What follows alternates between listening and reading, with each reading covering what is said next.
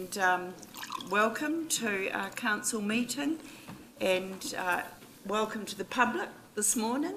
And we're particularly pleased that we've got a group of Rotorua Rangers who are members of Girl Guiding New Zealand here, and they've had a little workshop with Councillor Tapsell, and they're looking at governance and as a module for their awards, and they've asked some curly questions, and particularly about why a woman underrepresented in local government. So, well done. And but it's about diversity at the council table, as you can see here today. Could I also remind everybody that we're being live streamed? And I have had some feedback from a previous council that it was a bit, at times we lost some of the voice interaction. So we're just keeping on improving our live streaming system, and remind councillors to turn on our microphones and then turn them off. And the other is a discussion around our mobile phones. Can you just turn them to silent, put them to the front? And I'm asking Una if she could recirculate our code of conduct to all councillors, where we agreed at a workshop about our approach to mobile phones. So please do refrain from them, other than the time that Councillor Maxwell let us know that he was expecting something and needed to wait for an incoming call. So now I'll ask Councillor Tapsell to open the meeting with a council prayer. E te atua kaharawa, ko koe te tohu rangatira, te tohu mātauranga. Manakitia mai mātou au ponanga I tēnei rā, e mahi nei a mātou mahi, mō te painga o ngā tangata o te kaunihira o Rotorua. Takua mai kia tae te rangi Mārie, ki runga I a mātou I ngā wā katoa. Koe hukarati hoki tō mātariki, Āmeni. Almighty God, who alone is the leader of all mankind and the fountain of all knowledge, send thy blessing upon us, your servants, this day, as we strive to do all things good for the betterment of the people of the Rotorua district. May we be tolerant in ourselves at all times. Through Jesus Christ our Lord. Amen. Thank you. And now I call for any apologies. And I have an apology from Councillor Hunt. Do I have a mover and a seconder? Councillor Donaldson, seconded Councillor Kent. Thank you. And also welcome back to Councillor Stewart. Great to see you sitting at the table again. Now we move for any declarations of interest. Are there any declarations? There appear to be none. Are there any urgent items on the agenda? Councillor Kumar. Madam Chair, just have an upgrade on Rotorua Skate Park petition to offer, if I may do that today. I don't see that. There is a process for notifying, but how do we do that? Because it was part of no, it's just part of the LTP. We need to get. Thank you for collecting it. Councillor Kumar moves that it be received, and I'm quite happy to second that, and it can be passed over in the appropriate way. Thank you. Great. All right. All those in favour, please say aye. Aye. Contrary? Carried. Thank you.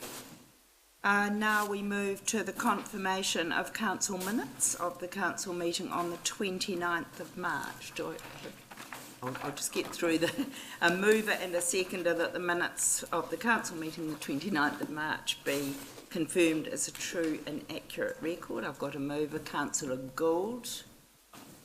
Seconded, Councillor Kent. Are there any corrections? All those in favour, please say aye. Aye. Contrary? Carried. Now, recommendations for other committees, just to update you, it's 14 in your order paper. Do I have a mover and a seconder for the motion that the report recommendation from other committees be received Thank you. Councillor Rotorua Tate moved, seconded Councillor Tapsell. All those in favour, please say aye. Aye. Contrary? Carried. And now we're going to take them separately because they're all a little bit different. The first is a mover and a seconder for the motion, the recommendation of the Strategy, Policy and Finance Committee held on the 12th of April be adopted. That was the rates review recommendation from the Lakes Community Board. Do I have a mover? Thank you. Seconder? Councillor Gould. It's open for discussion. Councillor Sturt. Worship, I'm pleased to move and support the Lakes Community Board's formal request. This had been flagged within our work stream and our work processes. This just formalises that we are going to look at all the aspects regarding rates and income review of council, so I hope my colleagues will support it. Thank you. Well, I put the motion. All those in favour, please say aye. Aye. Contrary? Carried. And now a mover and a seconder for the recommendation 2, the Traffic Bylaw 2015 review deliberations, that the amendments to the Rotorua District Council Traffic Bylaw 2015 as shown in your attachment 1, track change, be approved. This was around the shared space discussion. Approved. Councillor Gould, seconded. Councillor Tapsell. Is there any discussion? There appears to be none. We were pointing out the track change here on page 17 of the agenda. The definition was correct, but it should have been highlighted as a track change. Just point that out. Are there any further questions? All those in favour, please say aye. Aye. Contrary? Carried. Next, for noting the bylaw, the authorised 3.1 in this bylaw, it was inconsistent with the context. The authorised officer, just so I clarify it, is any person appointed or authorised by the council to act on its behalf, and includes any parking warden appointed under section 1 to 8D of the Land Transport Act, just to let you know. Sorry, I should have put that to you before putting the motion to vote. Right. The next is recommendation 3, the disposal of council-owned land for a public work upgrade of Sala Street intersection and the widening of State Highway 30 on Tenai Road. Do I have a mover? I do. Councillor Maxwell, seconder. Councillor Donaldson. Are there some questions? And Stavros, you may be able to answer any of these questions. Councillor Stewart. I wasn't obviously present at this particular meeting. Could Stavros just give us an overview, because I know there were others that weren't at the meeting either, just give us a brief overview of what area of land are we talking, because it could impact on, from a sport and recreation point of view, it could impact on the usage of Neil Hunt Park, which I know is going to, its use is probably going to change over time. So the question is, how does it relate to Neil Hunt Park, and does it have any impact? Stavros, can you answer that? Good morning. Through you, Madam Chair. There are two pieces of land for divestment to enhance the Tenai extensions. One is on the Sala Tenai intersection, and that is on the north side of the intersection, to create a free left turn to the towards the city. So I don't envisage that it will has any impact on the park on the other side of the of the road at all. The next one is between Tarawera roundabout and Isles Roads to enable the 4-laning of that section of the roads, and that will have an impact, a small impact on the park, or Neil Hunt Park, because it's taking a portion of land there to enable the 4-lane of the road. But we think in discussions with our sports and recreation people, the impact is not material to the function of the park. Yeah. Are there any further questions for clarification? Okay, I'm going to put the motion to the vote. All those in favour, please say aye. Aye. Contrary? Carried.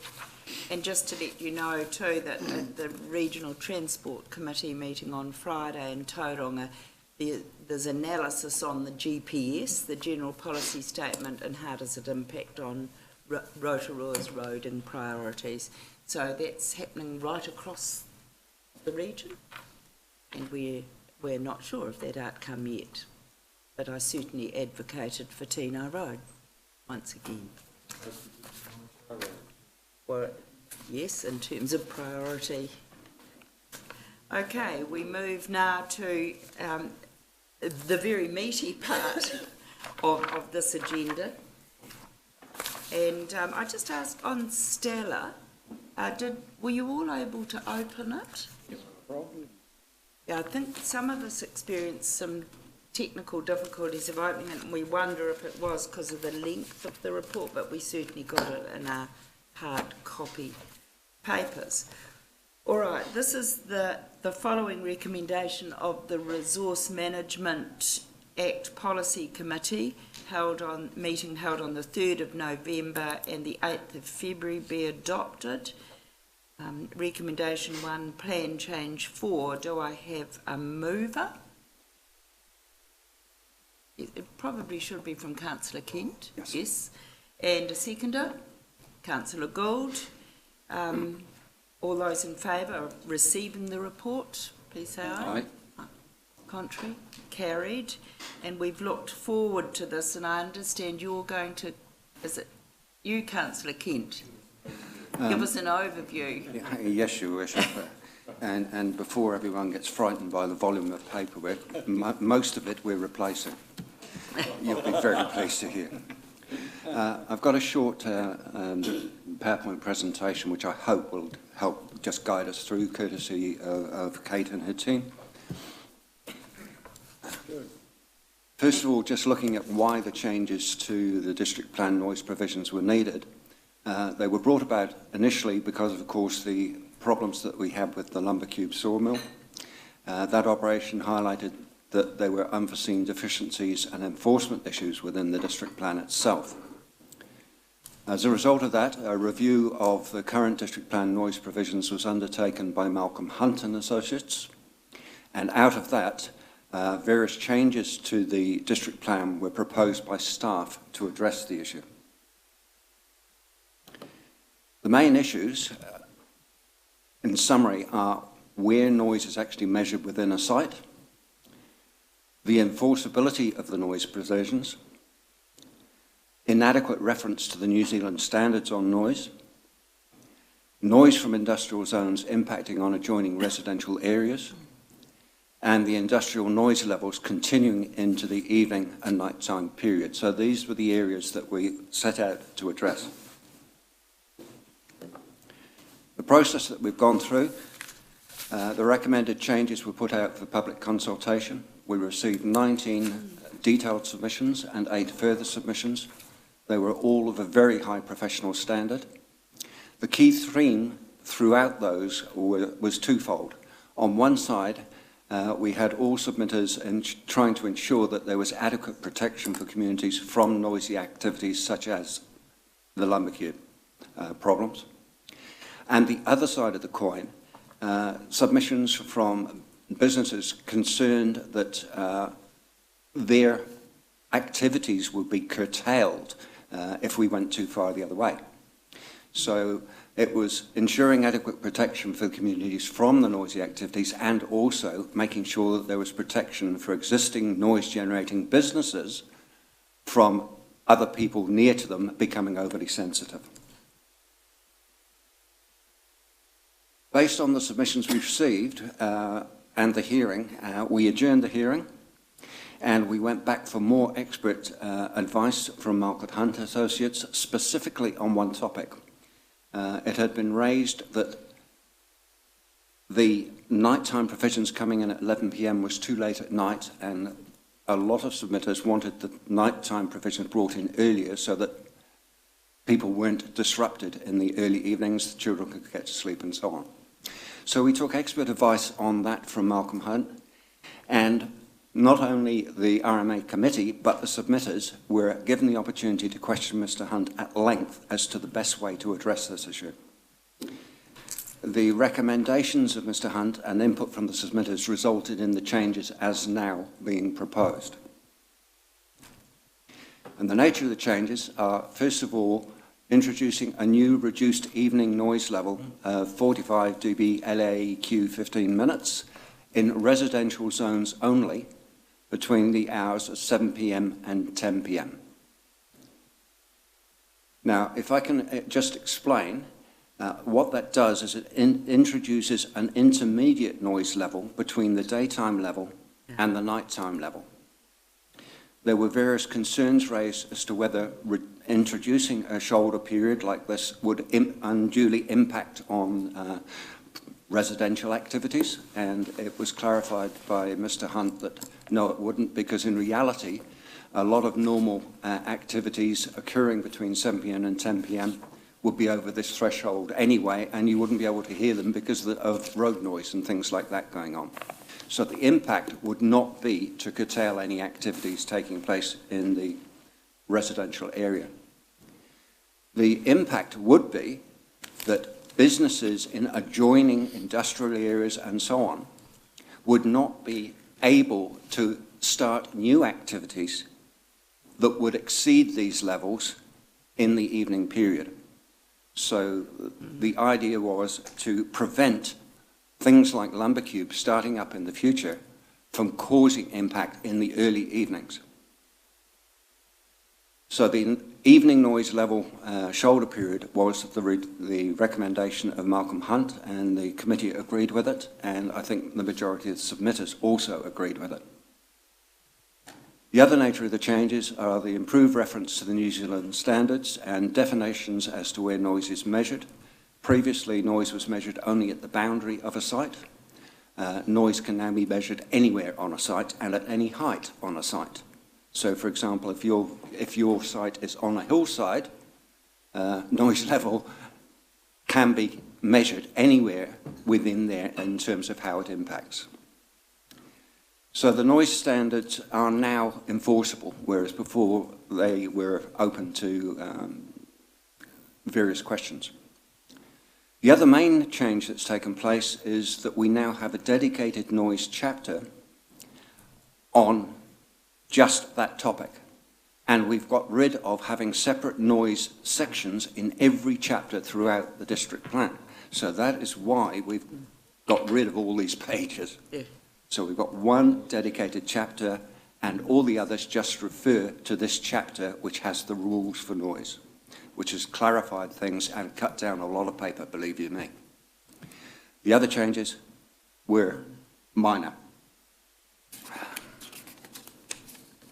So that's basically what the changes are all about. I have to congratulate Kate, Jason and Chris and the team for the work that they put into this. They've done an excellent job, and I recommend to Council to not get too bogged down in the detail, but hopefully we've got it right.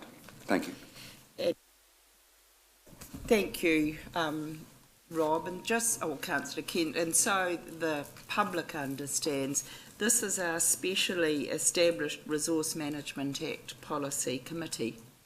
So that's where we don't abrogate our role as councillors at the table, but on complex issues like this, it goes to that committee, of which Councillor Hunt, Councillor Kent and Gina Mohi are on the committee. Quite a lot of work. Before we get into detailed questions, I've just got one before we put your recommendation to Council. Have we learnt something from this process? I would say we've actually learned quite a lot, and it was summed up by a question from one of the submitters to Malcolm Hunt at the end of the questioning session. It says, will these changes prevent another lumber cube from happening? And the answer was yes. Interesting. So that's great. And I have one technical question, if I can, and then we'll open it up, because this was a substantial issue that we were confronted with before this amendment for us on the plan change. You talked about the standards, the New Zealand standards, and I remember one sort of noise that seemed to be really bothersome, and you talked about the hill, and I think we called it white noise. That's that ping-ponging sort of noise that happened at that time. Is that included in the standard? Can I pass that one over to Chris, perhaps, please, if he could assist?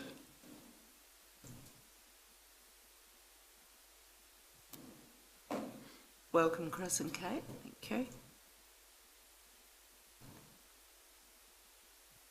So is that low definition noise, Chris, that... Yes, that was a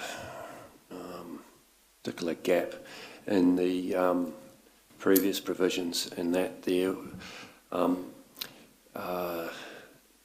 that type of noise is dealt with by the New Zealand standards, and it's captured by the New Zealand standards, and the New Zealand standards set out how to capture that and assess it. The problem was, as Councillor Kent has described, there wasn't an appropriate link between the district plan and the New Zealand standards. So it was challengeable. If we attempted to measure and assess that percussive noise, that particular type of noise, we could be challenged on the basis that there's no link in the district plan that allows us to measure that. And so that's why a very keen focus of the plan change has been inserting that reference to the New Zealand planning standards, and so that link is created. Thank you. And other questions now, Councillor Donaldson?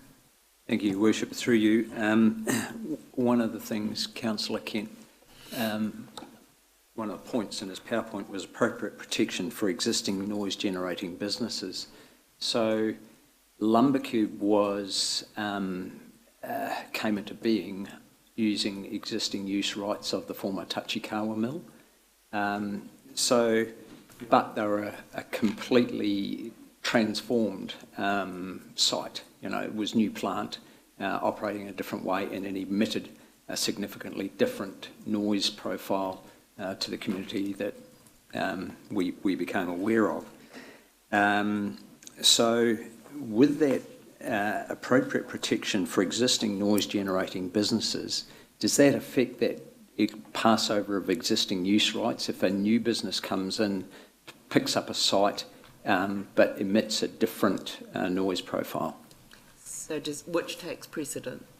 If I can answer that, Your Worship. Existing resource consents continue. So these will not impact on existing businesses and their existing activities. If, however, they wish to extend their activities or change their activities, new resource consents will come into play, and these new rules would then kick in.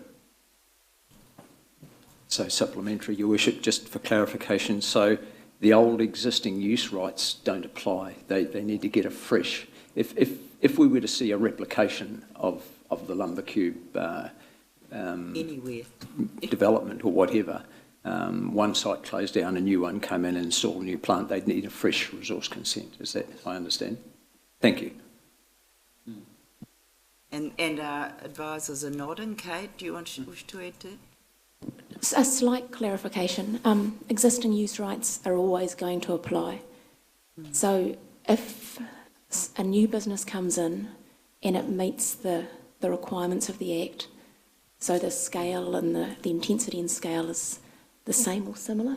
That's not the exact wording, but if they meet the requirements of the Act, they will still have existing use rights. Lumbercube was, I think, quite complicated in there, and part of that was also changes of zoning of adjoining land. But yeah. Councillor, was it Councillor Tapsell? Did you have a question? Sorry, I missed someone on this side. Councillor Gould and then Councillor Sturt. Thank you, Madam Chair. Chris, thank you for your report, and thank you for Councillor Kent's report this morning. and all the hard work you've done. On page 73 of our report, I just want clarification, please. Would you like to put your question? You got the daytime and the evening figure, and I'll quote the evening figure, 7 p.m. to 10 p.m. Any day except public holidays. Am I right in saying that the public holidays count under the nighttime figure of at all other times, 40 dB, 70 dB, LM, AM, AX? Councillor Kent? Yes. Yes. You are correct. The way the table reads, you've got a daytime provision which excludes public holidays, you've got an evening provision which excludes public holidays, and a nighttime provision which covers all other times, including public holidays. So it's all national public holidays we're talking about, not local public holidays? All public holidays are defined in the Act as public holidays, whether they're national or local. Thank you. Any further questions? Councillor Sturt? My questions are to Councillor Kent, and I want to congratulate the RMA Policy Committee on the work that you have done here. One of the questions I've got of you is, obviously this was a vexed question. People of Ngāpuna and the businesses out there were affected hugely, and there was a lot of ambiguity in terms of the rules. So engaging the experts in this case, Councillor Kent, do you think that was of huge benefit? Very definitely a benefit, because whilst we had original ideas based on the planner's report and so on, there were various questions raised as to what the likely impact would be of any changes we made, and we could not genuinely make any decisions without getting expert advice on that. That's why we reopened the hearing. It was Malcolm Hunt received about, I think it was about 8 or 9 questions, written questions from the committee to prepare for the meeting, and they were circularised also to submitters, so they knew the questions that we were asking. And then the submitters had a chance to ask their own questions over and above those, as well as the verbal questions we asked. So Malcolm Hunt got a grilling, to put it mildly, and we basically thrashed out what was the best solution to overcome the issue without unduly impacting on businesses' actual rights. So I believe getting the expert in at that stage was very definitely the right decision. So, Councillor Kent, in terms of the process, we delegate you as an RMA committee to make recommendations to us. So are you happy that this compromise should be supported by us based on their professional advice and staff's advice in terms of what we're putting forward here this morning? I certainly recommend it, yes. Okay. So he's moved the recommendations. So what I'm trying to create here is obviously this is going to be a theme right through council, that if the expertise isn't in amongst staff, and the aquatic centre comes to mind, which is one of your issues, going out and getting the professional advice does have huge benefit, and in this case that occurred. It does indeed, yes. Thank you very much. Right. Are there any... Councillor Maxwell? Yeah. Thank you very much, and I share my colleagues around the table praise and bouquet towards your committee there, Councillor Kent. My one follows on similar to what Deputy Mayor Donaldson said with the new standard measures and that. The former mill operator called Tashikawa, are they allowed to start up how they were before, like either themselves or new operations similar, without having to adhere to the new rules, or how does that operate? It's a question that should go. Maybe through the Kate and the team. Sorry, I missed little bits of that question, but I think you were asking about existing use rights if someone else was going to open again? Yeah, like or even if it was Tashikawa coming back again, or some similar to that operation, to that site. So one of the requirements of the Act is that if you want to use existing use rights, you've got to use them generally within a year, and that 1 year period is finished. So that's the short answer to that one. So the year's gone. Yep, yep. So that's the public concern you're expressing there, Councillor Maxwell. Councillor Gould. Thank you, Madam Chair, for letting me have another question. I just want to confirm residential zone. You covering the Rotorua City, you also covering Nongata, you covering parts of Mamaku, and are you covering the Lake District with the residential houses around there? Yeah, that's correct, Councillor Gould. It's all residential zones as contained in the district plan. So Nongata doesn't cover the lakes. Lakes are covered by their own package of controls, the lakes say. But all other residential zones around Rotoiti, Rotorua, etc. I'm concerned about my question about Mamaku because we have a problem up there. And Mamaku, yep. The Mamaku's covered. Yes. Right, we appear to have exhausted questions, and we've got now to vote. We have a mover of the report. Are the recommendations in the report? Do I have a seconder? Thank you, Councillor Donaldson. All those in favour? I'm not going to read them all out, 1 to 4. Please say aye. Aye. Contrary?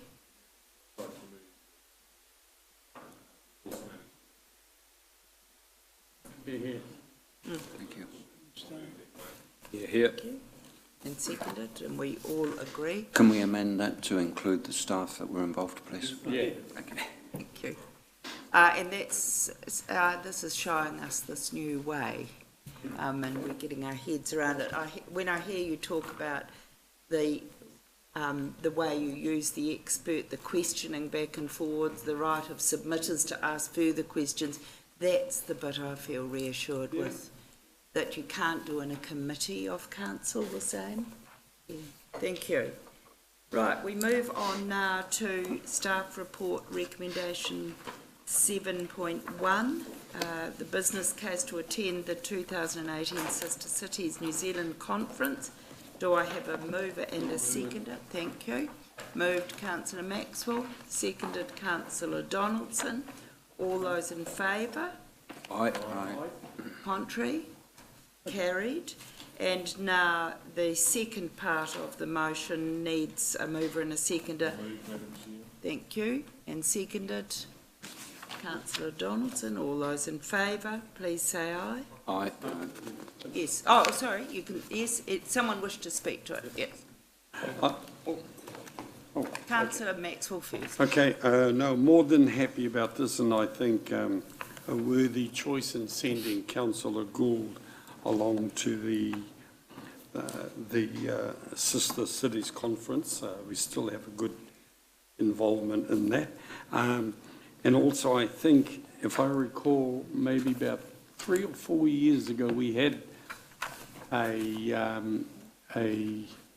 was a seminar or meeting held here, and it was the Mayor of Hutt City who chaired that meeting, and we had people from all around the country. It was a very good meeting. I think you were there. We hosted it. We hosted it. Here in this room. Yeah. And so I think I'm pleased that it's being held in Hutt City as well, because it was very encouraging. I do recall all the strong support they seem to give towards sister cities down there, but more than happy to support this, and that Councillor Gould go there and represent us.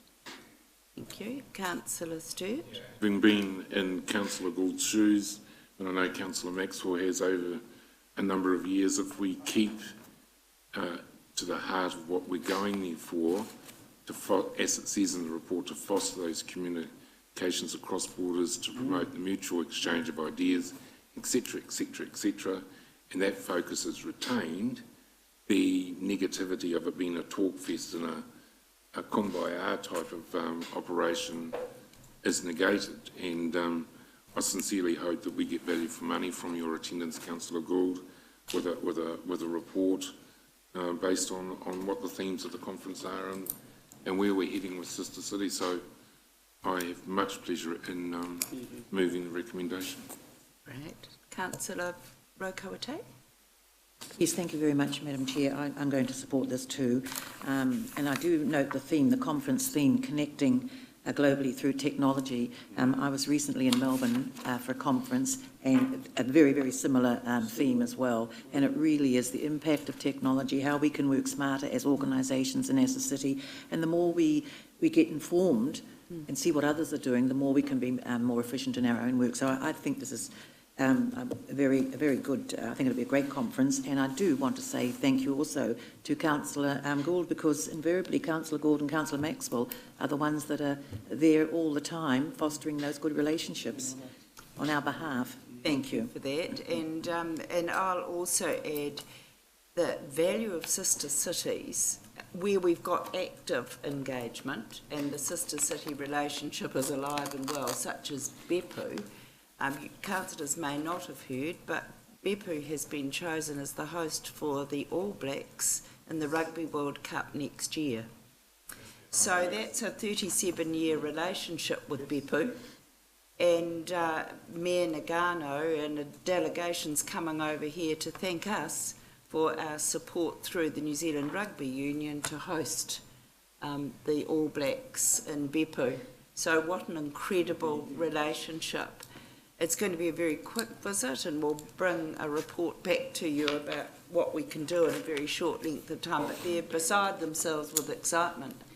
And it shows, it shows that, you know, relationships take a long time to foster, and it's the people to people, and then from that comes the trust, and then investment follows much later.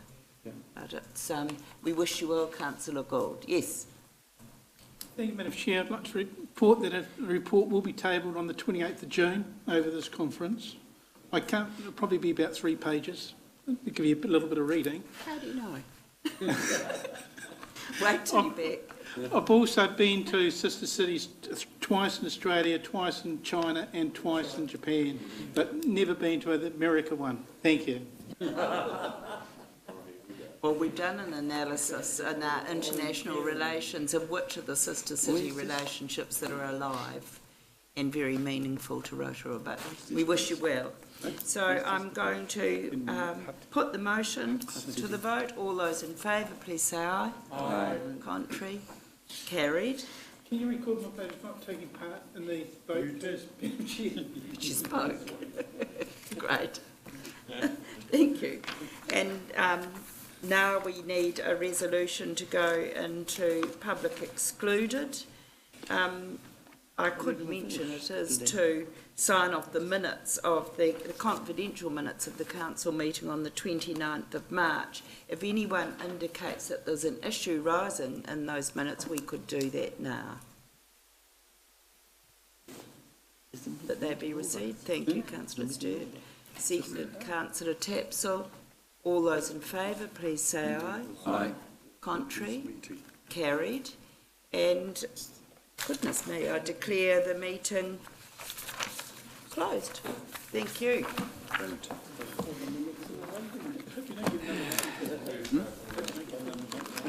How many days is that?